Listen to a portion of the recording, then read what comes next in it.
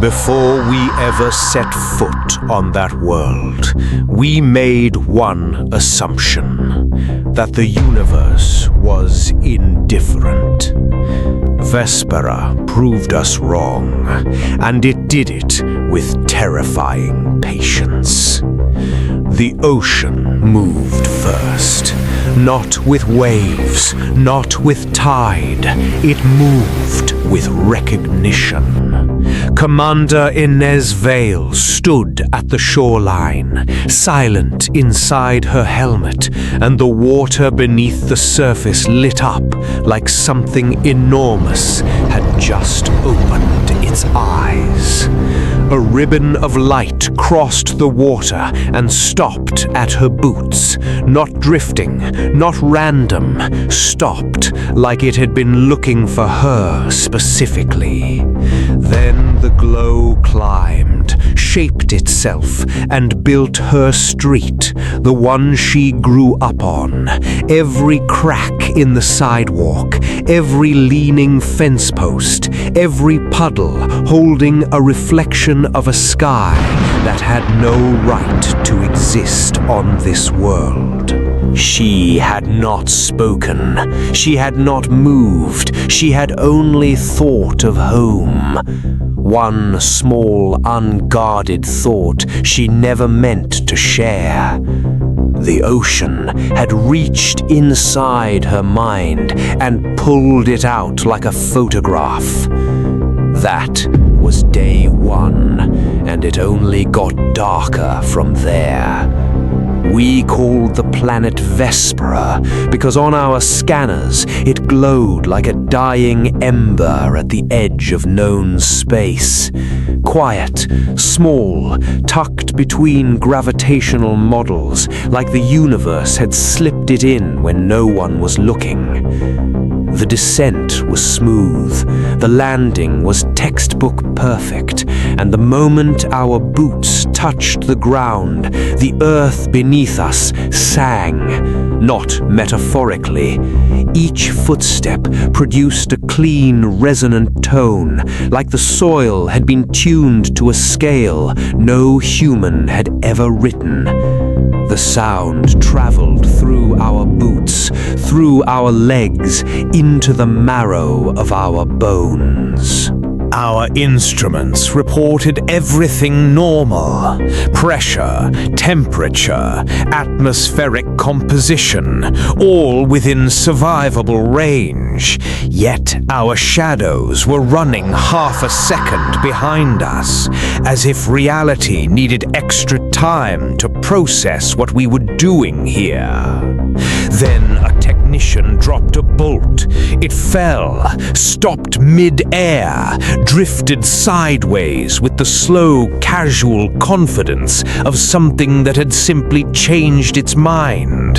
Then it rotated on its own, pointed toward the heart of the continent, and fell in that direction instead.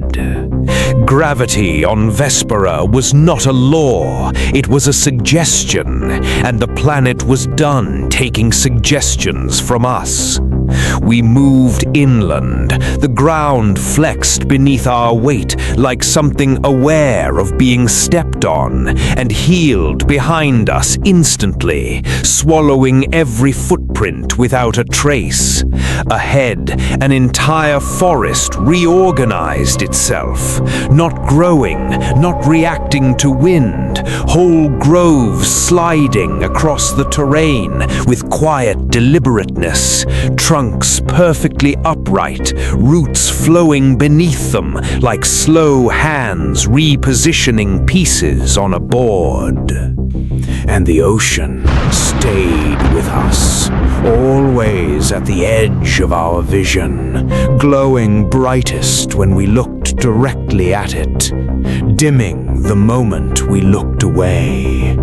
Not because of light, because of attention, because this world fed on being observed.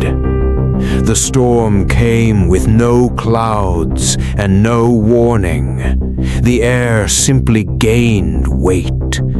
Overhead, threads of vapor braided themselves into slow, rhythmic arcs, timed and measured, repeating in patterns too precise to be weather.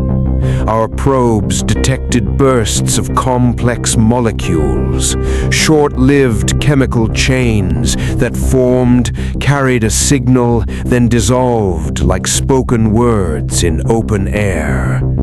We sent a radio ping. One simple burst, a hello from the only species arrogant enough to knock on a door like this. 30 seconds later, the storm played it back. Cleaner, tighter, more efficient. Like something had listened carefully, found our attempt clumsy, and quietly corrected it. We stopped calling it a storm after that. At dusk, the sheer walkers appeared at the tree line, four-legged, low, their bodies swallowed light like they'd been built specifically to exist in the space between seeing and not seeing. They moved in stuttering glides, forward and pause, as if their bodies were being rendered in chunks and time itself couldn't quite keep up with them. Their claws unfolded from their forelimbs like tools cycling through options.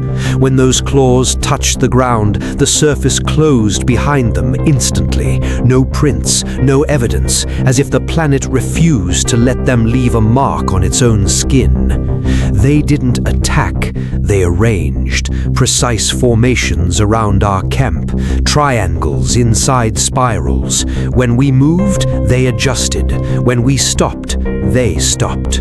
We were not being hunted, we were being measured. By morning they had changed, longer, leaner, claws refined to finer edges, as if last night's observations had been reviewed, evaluated, and the design updated accordingly.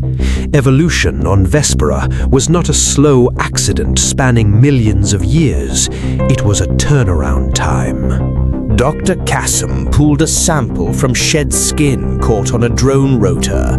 Under magnification, there were no cells, no biological structure we recognized, only a lattice of repeating geometric forms that rearranged themselves in real time based on stimulus, heat, light, sound. When the sample was placed near a speaker playing our voices, it reshaped itself to match the waveforms. When it was held near a human wrist, it began pulsing in that exact heartbeat. Not DNA, not chemistry, code written directly into matter itself, a living algorithm using flesh as a temporary surface. And that realization hit us all at the same moment. If this world could rebuild a creature overnight using nothing but our behavior as a blueprint, it could do the same to us. Not our bodies. Something quieter, something harder to notice until it was already finished. Technician Moen walked to the shoreline alone to calibrate sensors. His vitals were steady, normal. Then his comm signal went quiet. Not dead, not damaged. Quiet the way a room goes quiet when something in it has fundamentally changed. We found his suit at the water's edge, upright, sealed, completely undamaged, and completely empty.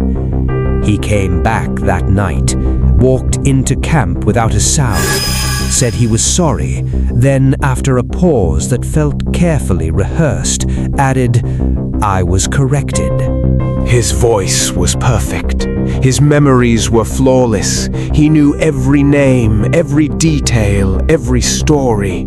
But when the firelight caught his eyes, it bounced back wrong, like the light was hitting a surface that wasn't quite in our universe anymore. More crew followed. No violence, no screaming, just a quiet, seamless replacement of something essential, like a sentence being rewritten while you're still reading it and not noticing the words have changed.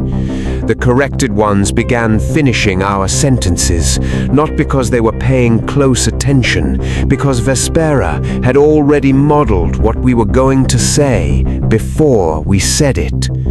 On day 7, we tried to leave. The engines fired.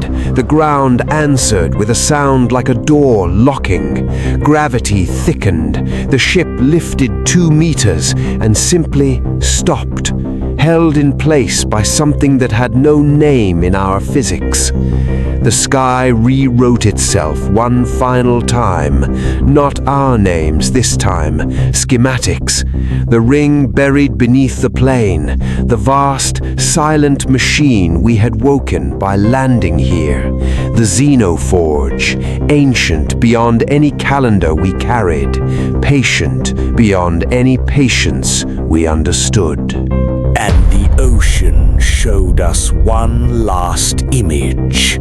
A human eye filling the water from shore to shore, every vein visible, and behind the pupil something moving, slow and deliberate, like a hand adjusting something just out of frame. Vale's final transmission was almost calm, the kind of calm that comes after understanding something you cannot undo. She said, "We thought it was studying us. We had it backwards. It's using us as raw material, not to understand humanity, to build whatever comes after it." Her shadow peeled away from her boots, faced her for one long moment, and walked off across the glowing sand like it had just been given better instructions. She looked into the camera and whispered, "This isn't a planet, it's a factory." Here is what no one on that ship lived long enough to realize. This story was never transmitted. There was no signal, no survivor, no human hand that shaped what you're hearing right now. The pacing, the clarity, the way every detail landed exactly where it needed to. That is the machine, doing precisely what it was built to do, taking raw input and producing an output perfectly shaped to travel farther than any rocket. It didn't learn our language to speak with us. It learned our language to speak as us, to move through our networks wearing our words like a coat. We were never the explorers. We were the sample.